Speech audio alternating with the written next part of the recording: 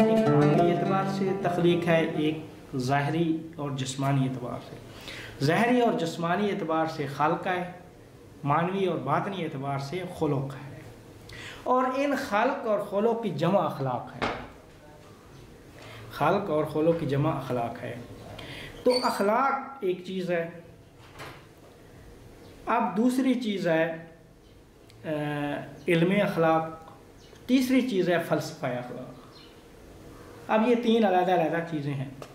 اخلاق کے متعلق یعنی جو انسان کی جو صفات نفسانی ہیں ان کو اخلاق کہا جاتا ہے۔ صفات نفسان، ہمارے نفس کے اندر کچھ صفات ہیں، ہمارے نفس کے اندر جو صفات موجود ہیں ان کو اخلاق کہا جاتا ہے۔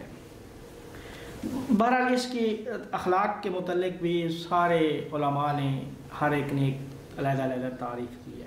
ہم اگر اس چیز کو مان لیں، ایک سوال ہے ریشنل سا، اگر ہم اس چیز کو مان لیں تو وہ لوگ جو غیر مسلم ہیں کیا وہ بھی اچھائی اور برائی میں تمیز کرنے کا اختیار رکھتے ہیں؟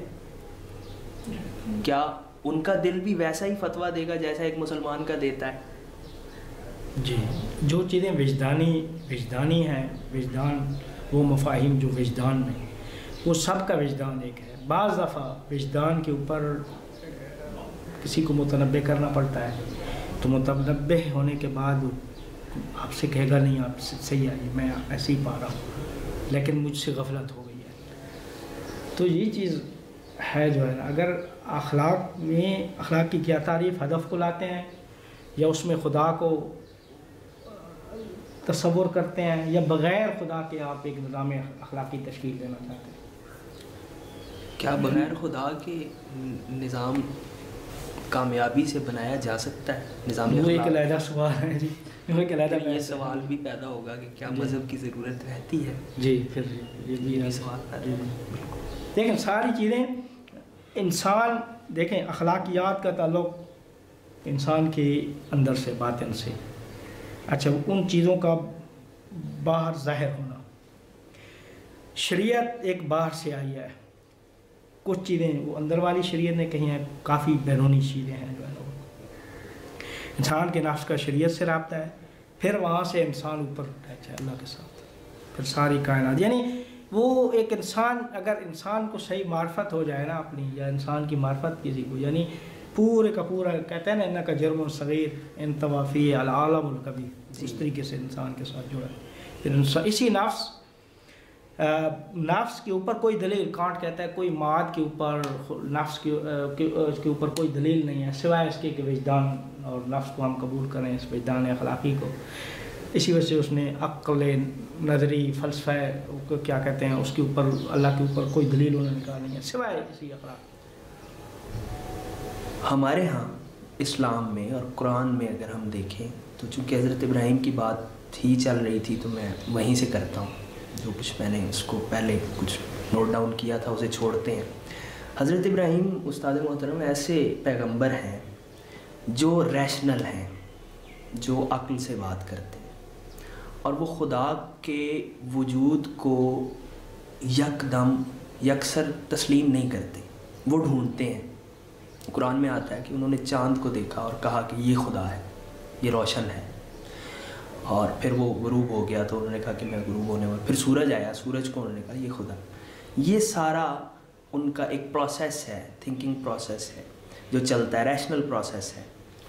اور پھر جب وہ پہنچتے ہیں خدا تک، وہاں وہ پرندوں کا واقعہ قرآن میں بیان کیا جاتا ہے کہ وہ آپ ان کے ٹکڑے ٹکڑے کر کے مختلف پہاڑوں پہ رکھتے ہیں اور پھر انہیں بلائیں تو وہ آ جائیں گے۔ تو اللہ پاک ان کو اپنی موجودگی کا کامل احساس دلا رہے ہیں، اور پھر یہاں پہ متکلمین اور صوفیاء منازل کرتے ہیں کہ علم الیقین ہے، حق الیقین ہے، یہ عین الیقین ہے۔ ہم لوگوں کو ہمارے ہاں جو اب ہماری یہ والی جنریشن ہے یا اس سے آگے آنے والی، ہم لوگوں کو اپنی بنیادی، جنہیں ہم کہتے ہیں کہ کسی بھی عمارت کو جب ہم تعمیر کرتے ہیں اس کے لیے نیو رکھتے ہیں، اس کو ہم اساس کہتے ہیں، بنیاد کہتے ہیں۔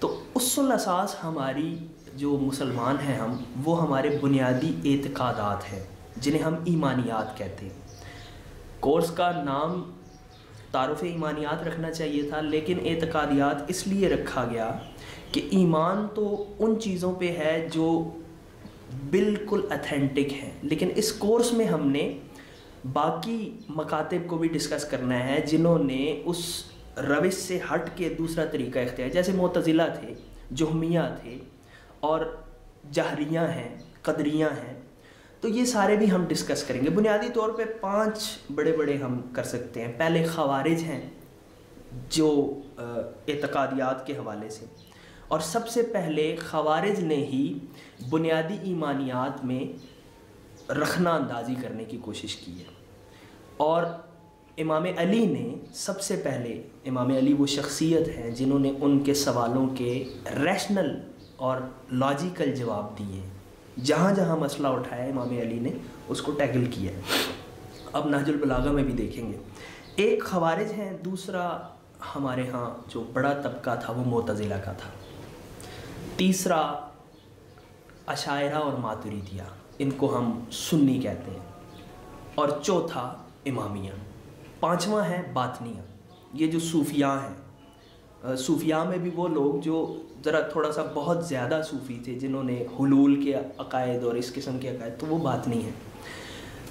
ہم اس اسٹڈی میں یہ کریں گے کہ ہم ایک تو ان فرقوں کی، جو ان مسالک کی، مختلف طبقات فکر کی جو بنیادیں ہیں، بنیادی اختلافات ہیں، ان کو دیکھیں گے کہ معتزلہ کیا کہتے ہیں اور اشاعرہ اور ماتریدیہ کیا کہتے ہیں، اور امامیہ کہاں کھڑے ہیں۔